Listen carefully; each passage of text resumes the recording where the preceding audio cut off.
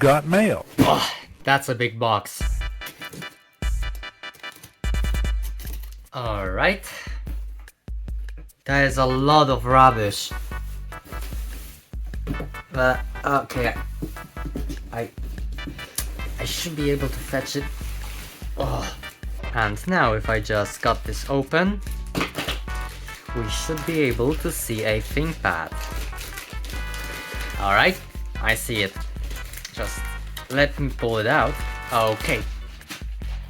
There it is, the T420s. Wow. Wait, I didn't expect this to be as good as people keep saying it is. Holy, that is so good. I've got RAM. So RAM should be right here. Yo, we even have the SIM card thing. Oh, this has few wires? The Wi-Fi? That's crazy. Alright, let's put in RAM. Boom. Alright. And let's see if it still has any charge left. Yup, fires right up. Oh, this utilizes the ThinkVantage. Oh no, we have a password. How unfortunate. Alright, we got an i7. Let's go into the password. And does it actually lock anything? Oh yeah, it does. Oh, that's unfortunate. Okay, this is enabled but not activated. 1 2 3 4. 1 2 3 4 5 6 7 8. 1 1 1 1.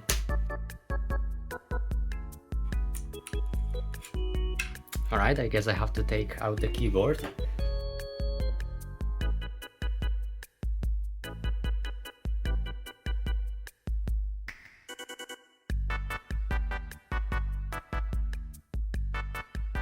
What did he do it on the video? I feel like I'm going to rip this apart. We have suffered a casualty. This button is no longer standing up because people on YouTube didn't actually show the proper way to remove the keyboard. They showed pull up and it should move. It didn't move. And then they like grab something like this and just pull on the left button, which in my case popped the button off, and now it's not entirely fully functional, but I hope it still works. And if you're wondering, the proper way was to get in between those two holes here and just pull, and then the keyboard actually moved, and then I could put this thing in the middle of this and pull it out.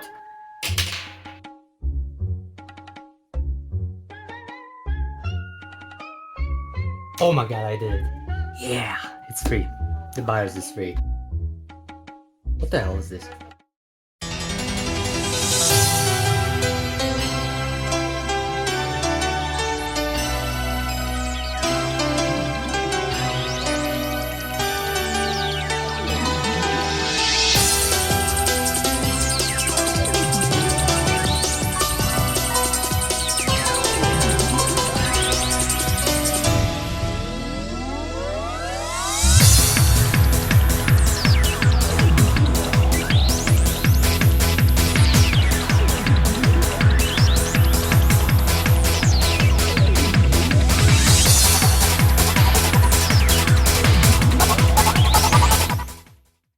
Alright, it took me over half an hour, but we have the board out.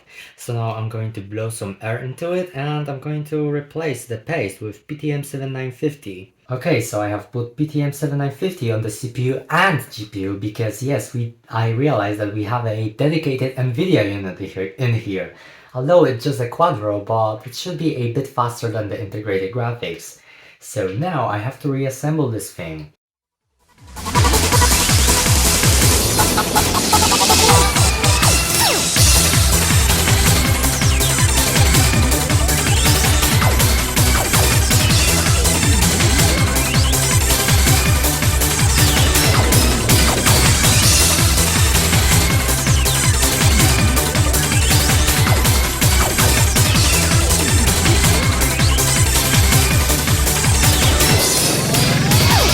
You can take me anywhere, away from all this rage.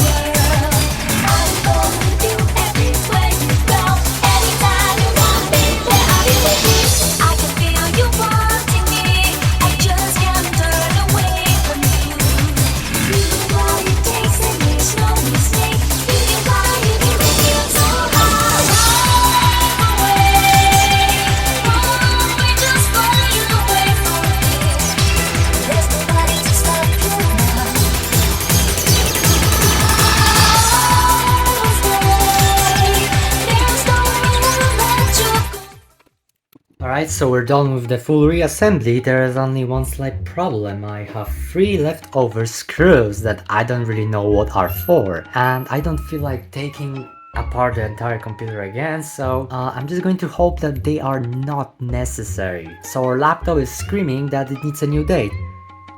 Alright. The time will get synced up later with us, but I'm going to set something that is close to what we have, which is 1741. Alright, let's save. So I have also put 8 gigs of RAM in here and a 120GB SSD, so we're going to install Windows 10 now. Oh yeah, let's also disable all of these things. Let me just... Wow, it's kinda unstable on the table.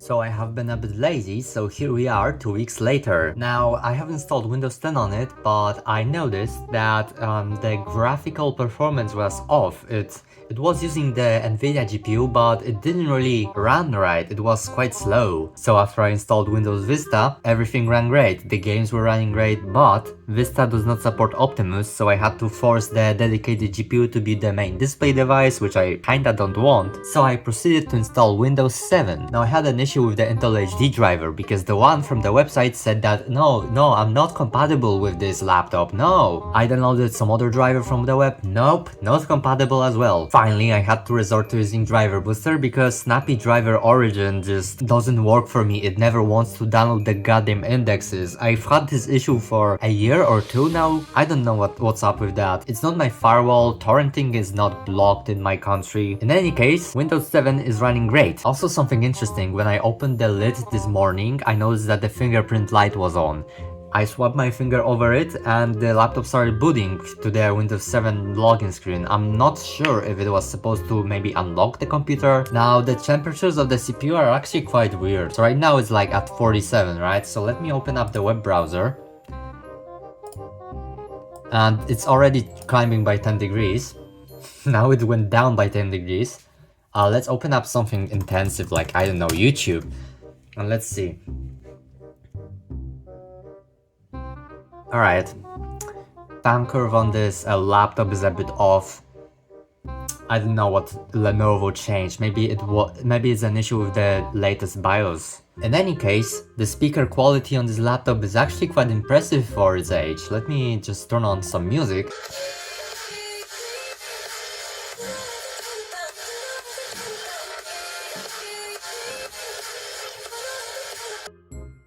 So let's actually start with Minecraft. Now, I have an issue with Minecraft where it does not want to use the dedicated GPU. I already tried making Java run through the dedicated GPU through the NVIDIA settings and that gave me nothing. It seems like that was the only solution to this problem. Let me actually show you. So while the game is launching, I'm going to go into the NVIDIA settings. Now we go into the 3D settings and right here, as you can see, I added every instance of Java I have to run through the NVIDIA processor, but as you can see, it really does not want to. See, Intel HD graphics.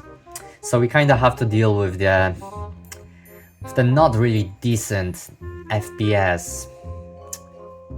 Oh yeah.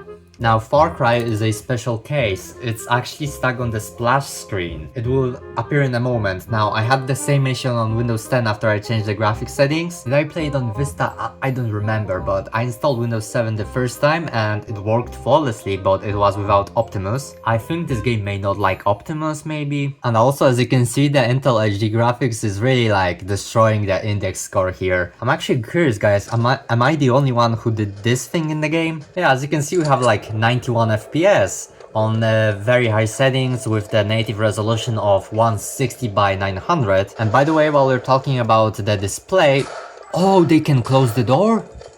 While we're talking about the display, it's a TN panel, it's visible, but it's one of the better TN panels. It's not as the 1366 by 768, I think. I had a T530 with that panel, and yeah, it was a bit disgusting, let's be honest. I actually have a T440p and I think it's even more disgusting with that panel. Oh wow, changing the volume actually makes me crouch. So honestly, I'm not really thinking about upgrading the display. It's fine for what I am going to be doing on it, which is like running old games. Alright, so we're going to be looking outside now. and our FPS is staying the same. That's actually really cool. Alright, I killed that guy. Yeah, this is very playable. Alright, so we're running this with the maximum draw distance but low visual effects quality and on the native resolution. And yeah, we have like 100 FPS. Now, the FPS actually drops. What the hell? Why am I steering with the mouse? Since when was this a thing in the game? So what I wanted to say is that the GPU doesn't really like any particles. If I just go down here and start doing this to the wheels, as you can see, the FPS drops to like 20, 30. Yeah, but otherwise it is very playable. We are nearing the end of this video. Now, as my last words, I want to say that I'm probably going to be upgrading the SSD to like a 240GB model so that I have more space for games. And the final cost of this laptop, let's actually calculate it. Okay, so I gave about 35 American dollars for the laptop with the battery. Then I went to CEX and grabbed two 4GB DDR3 sticks for $6. And finally, the SSD cost me around 50 American dollars, which comes up to $56. I mean, you have the old keyboard, which is actually very satisfying. I was so blown away by it. The screen, it's a TN, not bad. You have the NVIDIA graphics. So I think this was a very good deal. And that will be everything from me. So have a nice day.